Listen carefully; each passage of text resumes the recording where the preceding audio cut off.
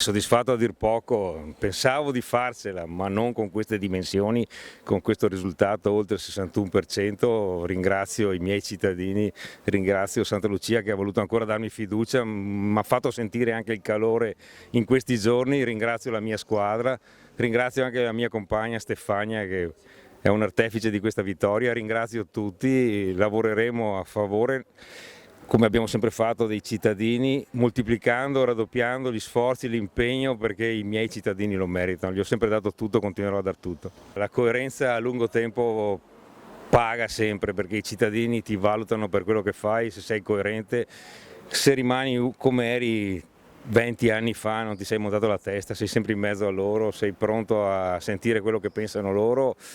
Credo che questo sia il segreto del successo. Poi il fatto che non abbia paura, mi sia sempre battuto, tutto quello che ho fatto non l'ho fatto per un interesse personale, l'ho fatto per difendere la mia comunità, che è la cosa più importante che ho in questo compito, in questo impegno, in questa passione che ho messo, e continuerò a difenderla sia come medico e come sindaco.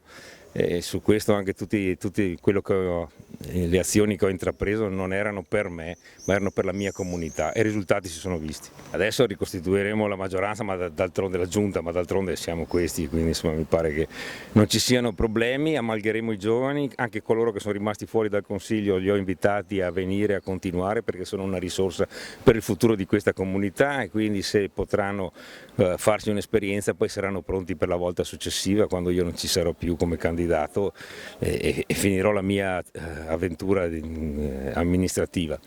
E quindi questo è l'impegno per costruire. Poi ovviamente abbiamo delle cose che sono già state avviate, ci sono 400.000 euro di asfaltature, c'è una pista ciclabile da mettere in gara e far partire i lavori a fine anno, c'è il progetto di Palazzo Ancillotto.